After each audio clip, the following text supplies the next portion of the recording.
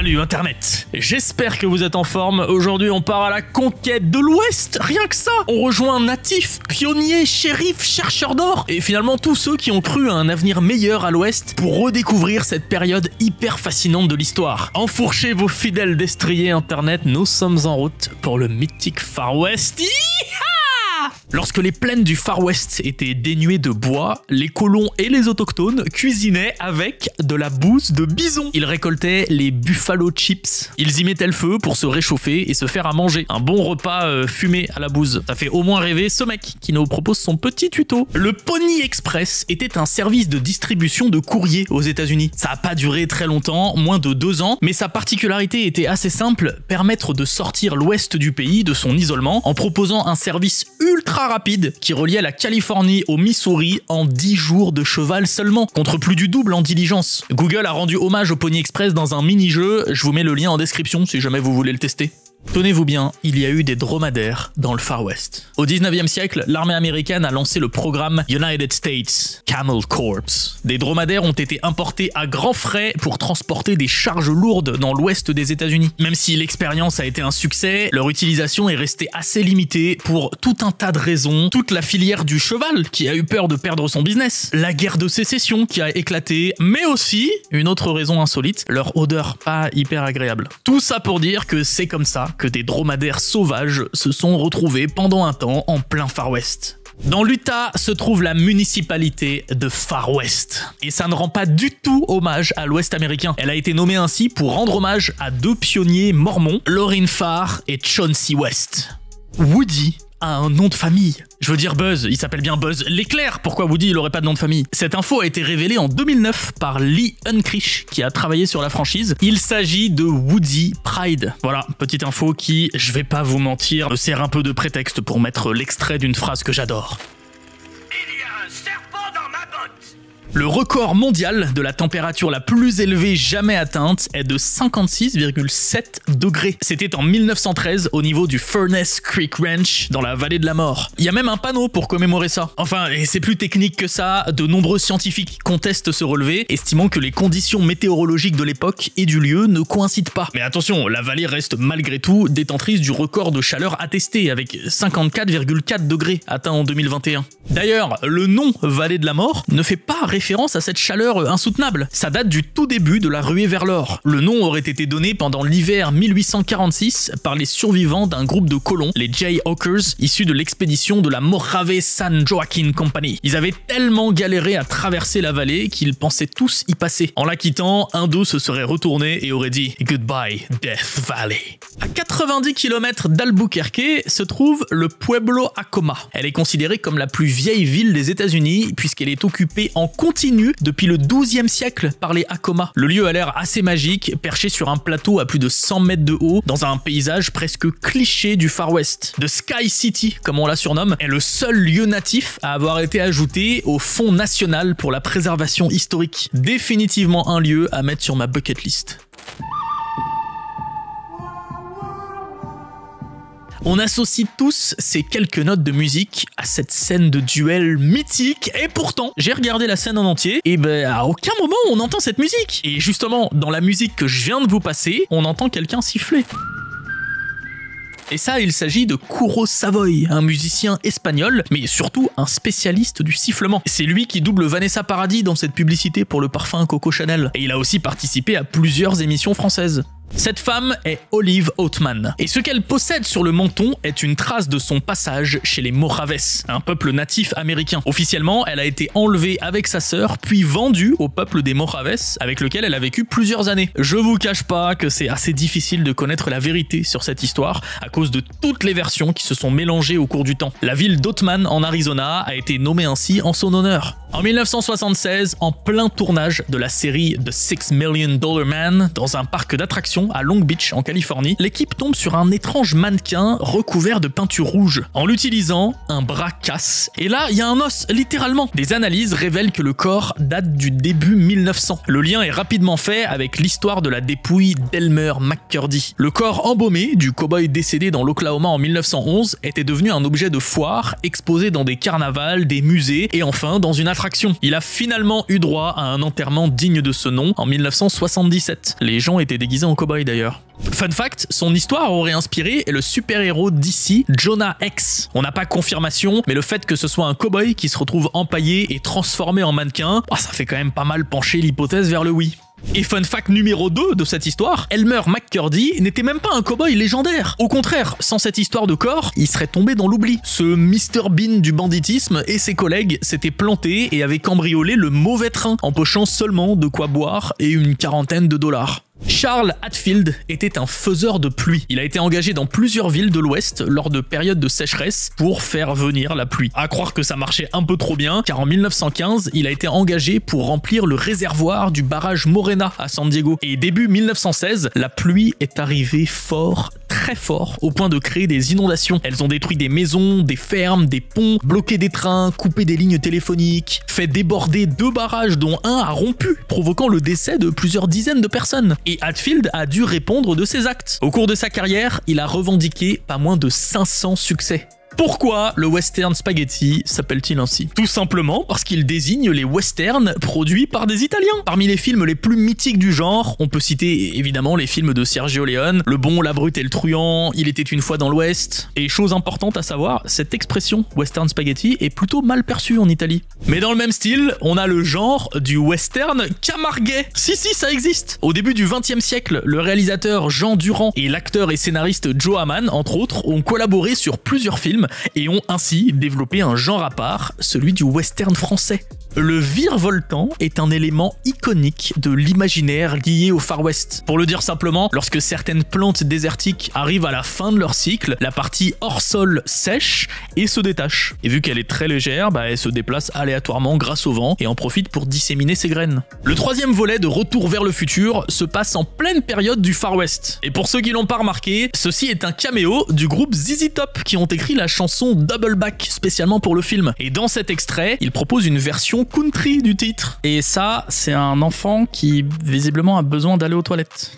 Dans la famille Bender, je demande le père pas, la mère ma, la fille Kate, le fils John et les 8 cadavres sous les pommiers. Dans les années 1870, près de Cherryvale au Kansas, cette famille a zigouillé 11 personnes, ce qui fait d'eux la famille de serial killer la plus célèbre du Far West, mais aussi certainement la toute première des États-Unis. Les Bloody Bender ont fui et n'ont jamais payé pour leurs crimes. Sur cette street view de qualité, on se trouve à l'endroit précis où le premier chemin de fer transcontinental a été complété. Dans les années 1860, l'Union Pacific et le Central Pacific, 2 compagnies qui devaient réaliser la construction, sont chacune parties d'un côté et se sont rejoints juste ici. Et le 10 mai 1869, la cérémonie du Golden Spike a eu lieu. À cette occasion, un pic en or de presque 18 carats a été planté symboliquement pour marquer l'achèvement des travaux. Aujourd'hui, il se trouve au California State Railroad Museum. Et précision, il y a eu plusieurs pics de ce style qui ont été fabriqués pour l'occasion. Pour que vous compreniez à quel point c'est important, un passionné de cette histoire avait même proposé une version Lego de l'événement. Et d'ailleurs, cette photo hyper célèbre a été prise ce jour-là. On y voit des hommes heureux, partageant quelques bouteilles pour fêter l'événement, mais sachez que des versions sans alcool existent aussi, afin de modérer les plaisirs des gens qui regardent cette photo. Un complot monstrueux doublé d'un massacre a eu lieu à Fairfax, en Oklahoma, entre les années 1910 et 1930. La cible, messieurs dames, les Osages. Ce peuple autochtone s'était enrichi grâce aux exploitations de pétrole installées sur leurs terres. Et on parle pas de petites sommes, c'est même astronomique pour l'époque, environ 30 millions de dollars répartis entre chaque individu. De quoi attiser les convoitises, surtout celle de William Hale, qui va créer tout un réseau en mariant des Osages avec des hommes qu'il connaît, des hommes de son entourage, et après, il les a éliminés un par un, dans l'espoir de récupérer la moula. En tout, ce groupe tuera 24 personnes. Et si l'histoire vous parle, c'est parce que c'est le synopsis du dernier film de Scorsese. Pas besoin de traverser de l'Atlantique pour vous rendre en terre Osage. Il vous suffit d'aller au Jardin des Plantes de Montauban. Ah, vous l'avez pas vu venir celle-là. Pour comprendre pourquoi il y a cette micro-enclave symbolique, faut remonter au 19e siècle. En 1827, 6 Osages débarquent en Europe pour effectuer une sorte de tournée où ils sont exhibés comme des curiosités. Mais au bout de quelques temps, l'intérêt tombe comme un soufflé et ils se retrouvent démunis et coincés en France. Pour se sortir de ce pétrin, ils décident de faire appel à l'évêque de Montauban, ancien évêque en Louisiane. Le plan était bon puisque l'homme a organisé une quête et a réussi à récolter suffisamment d'argent pour leur payer le billet retour. 2 parcelles de terre ont été offertes aux autochtones par la ville en 1992 afin de commémorer cette histoire. Cette vieille dame ultra badass avec son cigare, c'est Poker Alice, une légende du poker. En même temps, elle était réputée invincible, lâchait des phrases mythiques dans les saloons, tirait sur des gens et amassait un max de thunes. En résumé, elle a réussi à faire du jeu de cartes son moyen de subsistance à une époque où on ne faisait pas vraiment carrière dans le domaine et où le poker était une pratique presque exclusivement masculine. Autre point notable sur la dame, elle a tenu un saloon et y a vendu de l'alcool même pendant la prohibition. Elle a aussi tenu un lieu de joie, si je peux dire. Les Santiago font traditionnellement partie de la panoplie du cow-boy, et ce, dès le XVIIIe siècle. Le modèle le plus cher du monde coûte plus de 6 millions de dollars. Il s'agit de cette chose. À ce prix-là, ça se porte pas. En même temps, c'est une œuvre d'art de Jack Armstrong. Sinon, en deuxième position sur le classement, à un prix quand même beaucoup plus modeste, 106 000 dollars, voici les Howard Knights Phantom. Et je dois dire que la gravure et les détails en or les rendent assez stylés. Sachez aussi que le terme Santiago est purement francophone. Les Américains parlent de cowboy boots. Et les Santiago ne sont pas que au goût des cowboys ou de Renault. Quelques présidents américains, à commencer par Harry Truman, en ont porté. Elles lui ont été offertes par Tony Lama dans les années 40. L'homme d'affaires a ainsi fait un sacré coup de pub et a pu sauver son entreprise. Il a continué ce rituel avec Reagan, puis Bush, qui apparemment aime bien mettre ce genre de bottes avec un petit costard nœud papillon. Du 30 avril au 5 mai 2024, certains vivront une aventure incroyable de Ultimate Western. Enfin, vivront ou ont vécu, ça dépend de quand vous regardez cette vidéo. Il s'agit de participer à un jeu de rôle grandeur nature, 100% immersif, pendant 6 jours au studio de Fort Bravo, dans le désert andalou de Tabernas. Comptez entre 1000 et 1500 € pour vivre une expérience qui se veut unique. Plusieurs scénarios sont disponibles et l'expérience a l'air tout simplement folle.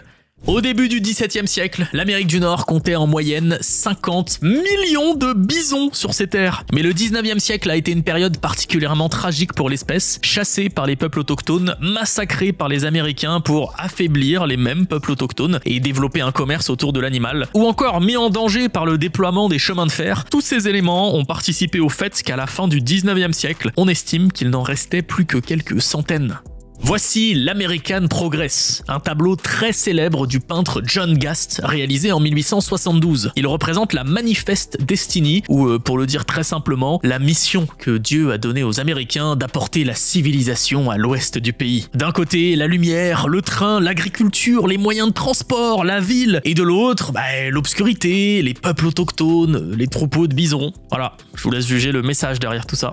Lansford Hastings est à l'origine d'un désastre. Ce pionnier de la conquête de l'Ouest a publié un guide en 1845 dans lequel il annonce qu'il y a un raccourci miracle qui fait gagner des centaines de kilomètres pour se rendre en Californie. Sauf que il ne l'a jamais emprunté, son raccourci, et ne sait donc absolument pas s'il est praticable. L'année d'après, une partie de l'expédition des familles Donner et Reed s'y colle. Ils se sont retrouvés coincés pendant des semaines par la neige dans la Sierra Nevada, livrés à eux-mêmes. La situation était si désespérée qu'ils se seraient mangés entre eux, et la moitié n'en a pas réchappé. The Donner Party est considéré comme la plus grande tragédie de la conquête de l'Ouest. Pour que vous vous rendiez bien compte, l'événement a tellement marqué qu'on a donné le nom d'honneur à tout un tas de lieux aux environs du lieu du désastre. Un parc d'État, une station de ski, une route, un lac, etc. William Crush a fait un coup publicitaire monstrueux. En 1896, pour promouvoir le nouveau tronçon ferroviaire de la ligne Missouri-Kansas-Texas, ce génie a eu l'idée du siècle. Prendre 2 locomotives et les faire se rentrer dedans lors d'un spectacle. C'est comme ça que le 15 septembre 1896, 40 000 personnes se sont réunies au beau milieu du Texas pour assister au Crash at Crush. Ça aurait pu être une belle réussite pour William si les chaudières des locomotives n'avaient pas explosé, blessé la foule et fait 2 victimes. Brent Underwood est un youtubeur texan qui a acheté, avec l'aide d'investisseurs, la ville fantôme de Cerro Gordo en Californie pour 1,4 million de dollars. Il compte plus d'1 million d'abonnés sur sa chaîne Ghost Town Living, où il raconte sa vie dans cette ancienne cité minière exploitée de 1866 à 1957. Sa chaîne tourne autour de sa vie de quasi-ermite, ses rénovations, l'histoire du lieu, ses explorations, ses projets touristiques, mais aussi des problèmes qu'il rencontre. Franchement, allez faire un petit tour sur la page, c'est assez cool. Des ovnis dans le Far West, ça paraît aberrant, mais c'est ce qu'ont affirmé de nombreux citoyens américains entre 1896 et 1897. Cette affaire qui avait défrayé la chronique chronique pendant plusieurs mois, est considéré comme l'ancêtre de Roswell. Les journaux ont d'abord affirmé qu'il s'agit de dirigeables, citant l'avocat de l'inventeur. Mais, évidemment il y a un mais, on n'est pas sûr que ce témoignage soit vrai. À l'époque, la presse avait souvent recours à ce qu'on appelle le journalisme jaune, en gros un journalisme sensationnaliste et pas très à cheval sur les sources. Ce qui fait que cette affaire reste encore un mystère. À l'instar du virevoltant, ce cri est aussi associé à l'imaginaire du cow-boy. Bon, déjà, qu'on soit clair, les cow-boys ne criaient pas Yeehaw avant de se lancer sur les routes désertiques de Californie. Par contre, il y a des termes qu'ils utilisaient. Gee et how qui leur permettaient de diriger leurs chevaux. Et le Yeehaw tel qu'on le connaît proviendrait du cinéma. Certains pensent au film La Rivière Rouge avec John Wayne, d'autres à Speedy Gonzales. Bon, ce ne sont que des hypothèses. À voir si vous avez une piste vous aussi. On parle toujours du Far West, mais son contraire existe. Le Far East était un terme surtout utilisé par les Britanniques entre le 15e et le 20e siècle pour nommer la partie la plus à l'est de l'Asie. C'est ce qu'en français on appelle l'Extrême-Orient. Dans la province espagnole de Burgos se trouve la commune de Santo Domingo de Silos. Et là-bas, on trouve le cimetière de Sad Hill. Il est un peu particulier parce qu'il est fictif. Il a été construit à l'occasion du film Le Bon, la Brute et le Truand. On reste dans la thématique, mais on va cette fois-ci à Fort Summer, dans l'est du Nouveau-Mexique. Il y a beaucoup de choses à dire sur ce lieu. Et si je le mentionne ici, c'est qu'on y trouve la tombe de Billy the Kid. C'est une tombe assez insolite puisqu'elle est emprisonnée dans une cage. Et rien à voir avec le fait d'empêcher l'âme du hors-la-loi de revenir parmi nous, c'est plutôt l'inverse. Il s'agit d'éviter les dégradations ou les vols. Et à plus de 700 km au nord, dans l'état voisin, pas loin de Denver, au sommet de la Lookout Mountain, se trouve le musée de Buffalo Bill, personnage emblématique de la conquête de l'Ouest dont je vous reparlerai plus tard. Et dans ce musée, on y trouve sa tombe. La tradition veut qu'on y jette des pièces. Alors d'où ça vient? Eh bien, au début des années 20, un groupe du peuple natif Lakota, dont l'un d'entre eux avait performé dans les spectacles de Buffalo Bill, est venu déposer des Buffalo Nickels, autrement dit des pièces de 5 cents pour lui rendre hommage. Et depuis, la tradition persiste. En 1851 est signé le traité de la traverse des Sioux. Les Dakota, peuple natif qui appartient à la grande famille des Sioux, cèdent une part de leurs terres aux colons en échange d'une rente et de la création d'une réserve. Mais pour la faire courte, les colons ne respectent pas le traité et cela va mener à terme, et après une dizaine d'années de tension, à la révolte des Sioux de 1862. Le Wild Bunch était un groupe de hors-la-loi connu pour ses braquages de trains, de diligences, de banques et de magasins, ainsi que pour ses vols de bétail ou de chevaux. L'un des membres les plus connus était Butch Cassidy. Son histoire a été adaptée dans le film Butch Cassidy et le Kid en 1969, mais surtout, ils ont inspiré les noms de deux membres emblématiques de la Team Rocket dans Pokémon, Butch et Cassidy. Je fais genre, mais en fait, je connaissais pas, c'est pas ma génération tout ça. Et cet endroit, c'est le Hole in the Wall, littéralement le trou dans le mur. C'était une sorte de passage qui a servi de repère pour le Wild Bunch entre autres. Une cabane que la bande a utilisée est conservée au Old Trail Town, un site où l'on trouve plusieurs bâtiments historiques authentiques. Mais j'ai encore mieux. Direction la province de Chubut, en Argentine. Il faut se rendre près de Cholila, un village isolé proche de la cordillère des Andes. Là-bas se trouvent 7 cabanes habitées pendant un temps par Butch Cassidy lui-même et son acolyte, Sundance Kid. Le Posse Comitatus est un droit qui permettait au shérif, entre autres, de nommer n'importe qui comme son second. C'est façon de parler, bien sûr, mais concrètement, la personne désignée pouvait assister le shérif dans le maintien de l'ordre. Dans l'Ouest américain, ces personnes étaient connues sous le nom de Posse, justement.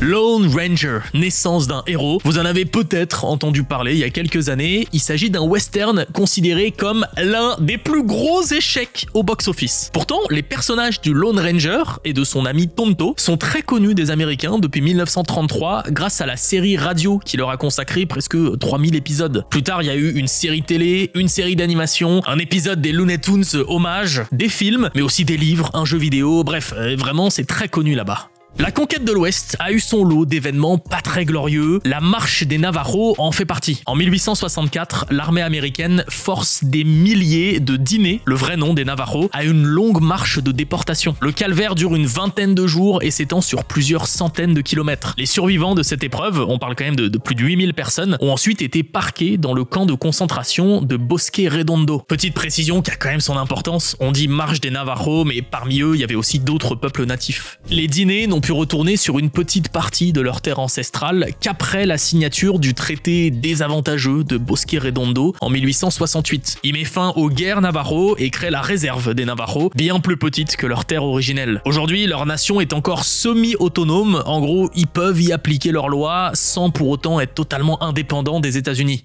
Direction Cimarron, au Nouveau-Mexique, pour visiter l'hôtel St. James, considéré comme l'un des lieux les plus hantés du Far West. Il a été construit en 1872 et a hébergé des très grands noms, Buffalo Bill, Jesse James, Wyatt Earp. Et avoir une telle clientèle, ça laisse des traces, comme ces impacts de balles dans le plafond. C'est un lieu où on se tirait pas mal dessus, visiblement. Une vingtaine de personnes y seraient mortes et entraient les lieux. Si ces histoires ne vous effraient pas, vous pouvez réserver une chambre historique. Comptez au minimum $200 la nuit pour celle de Jesse James et $230 pour celle de Buffalo Bill. À ce prix, attention, pas de télévision, pas de clim, mais de l'histoire et des fantômes. Joaquim Murrieta est surnommé le Robin des Bois d'Eldorado. C'est un personnage semi-légendaire qui vivait en Californie à l'époque de la ruée vers l'or. Il était considéré à la fois comme un dangereux hors-la-loi et comme un patriote mexicain. Il aurait défendu les mineurs latino-américains contre les envahisseurs. Réel ou pas, une chose est sûre, il a inspiré le personnage de Zorro. Le cow-boy blanc est un cliché. Au contraire, le cow-boy est plutôt multiculturel. Une partie d'entre eux étaient des cow-boys mexicains. Les vaqueros, comme on les nomme, sont eux-mêmes le résultat de la fusion des vaqueros espagnols et des éleveurs natifs. Ils sont donc bien antérieurs à leurs homologues américains, qu'ils ont d'ailleurs influencés avec leurs techniques et leurs outils, comme le fameux lasso. Et autre donnée, près d'un quart des cow-boys du Far West étaient afro-américains. Parmi les cow-boys afro-américains, on trouve Nat Love, un ancien esclave devenu cow-boy après la guerre de sécession. Il est très connu car il est l'un des rares cow-boys afro-américains lettrés. C'est comme ça qu'il a pu rédiger ses mémoires et transmettre son histoire passionnante. Certains états du Far West avaient 50 ans d'avance sur le droit de vote des femmes. Le Wyoming est le premier à se lancer en légalisant le vote aux femmes dès 1869, suivi de près par l'Utah en 1870. A contrario, à l'Est, la majorité des états fondateurs ne l'accordent pas, ou juste partiellement. Il a fallu attendre 1919 pour que ce droit soit voté par le Congrès et 1920 pour qu'il soit appliqué à échelle nationale.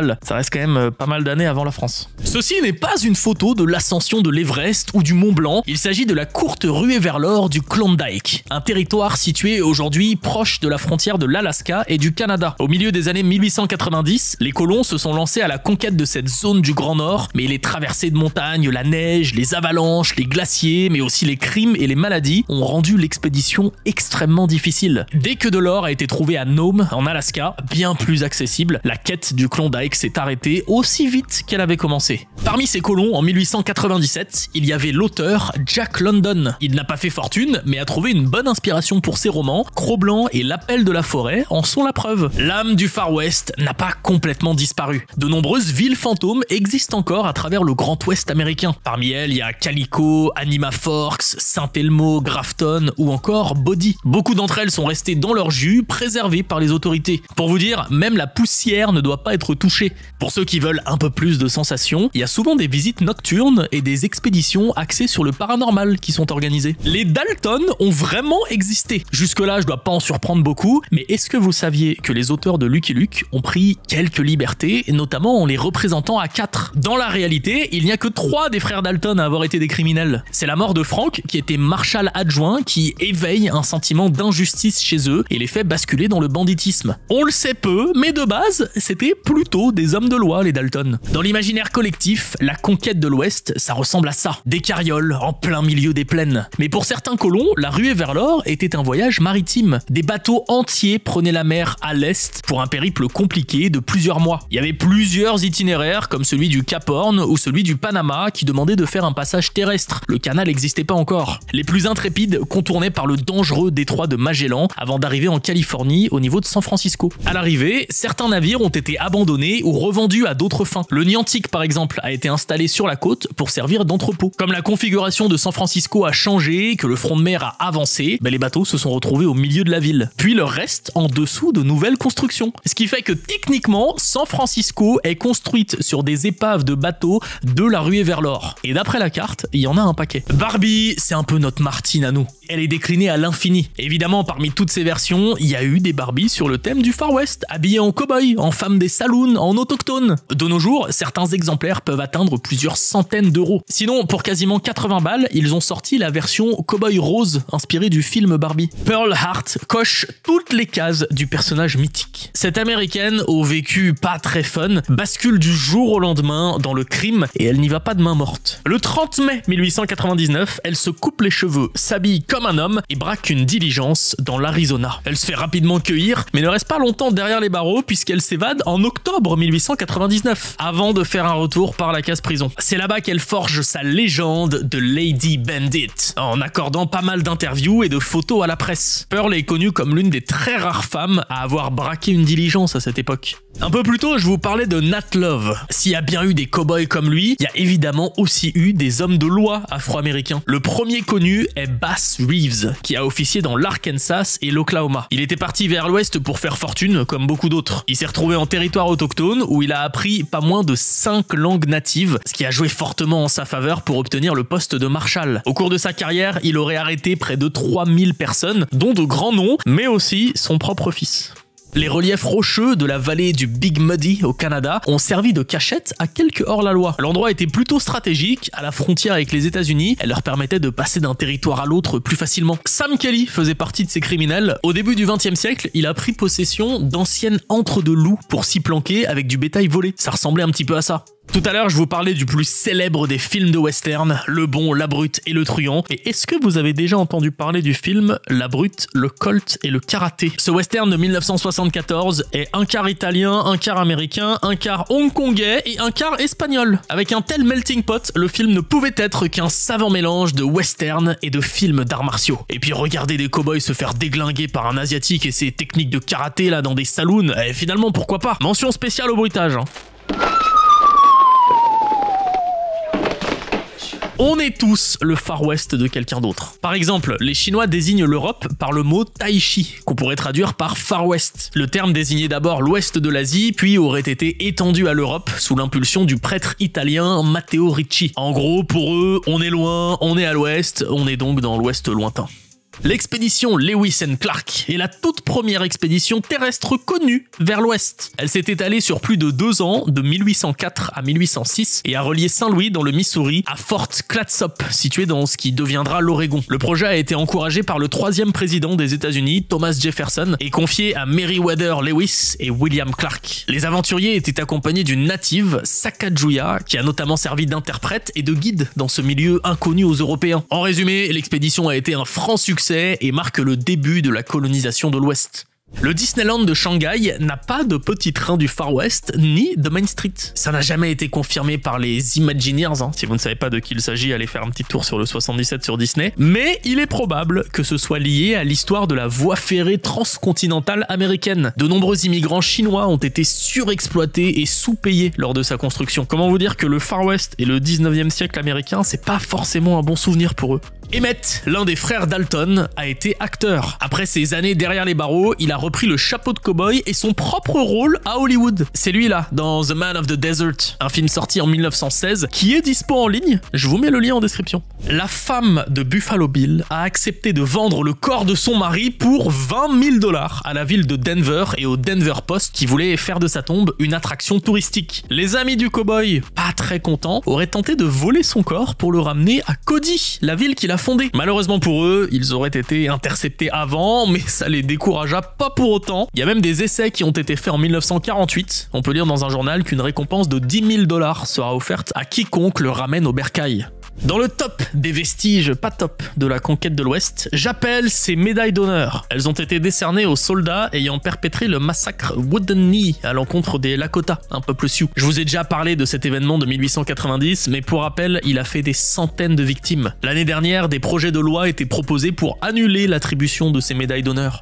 Récemment, j'ai appris qu'il y avait un record du monde de quick draw. On n'a pas vraiment d'équivalent français pour le quick draw ou le fast draw, mais pour vous expliquer simplement, c'est la technique de Lucky Luke qui consiste à dégainer plus vite que son ombre. C'est un incontournable des westerns et il y a des mecs hyper forts à ça. Le recordman en titre, c'est Ernie Hill qui a dégainé en un tout petit peu plus que 0,2 secondes. Connaissez-vous l'expression hockey choral? Elle nous vient de la fusillade la plus célèbre du Far West qui pourtant a duré moins d'1 minute. C'était à Tombstone, en Arizona, le 26 octobre 1881. Un décret qui interdit le port d'armes dans la ville met le feu aux poudres entre la bande des hommes de loi des frères Earp et la bande de criminels rivales des McClory et des Clinton. Les cow-boys auraient refusé d'enlever leurs armes, ce qui aurait chauffé les Earp et leurs potes. Ils se sont donc donné rendez-vous à l'Old Kindersley Corral, au quai Corral. Résultat des courses, les criminels se sont fait dézinguer. Dites-vous, l'événement est un tel mythe de l'histoire américaine qu'on le retrouve décliné à toutes les sauces. C'est comme ça qu'on retrouve Monsieur Spock et Captain Kirk affrontant les Earp à Hockey Corral dans un épisode de Star Trek.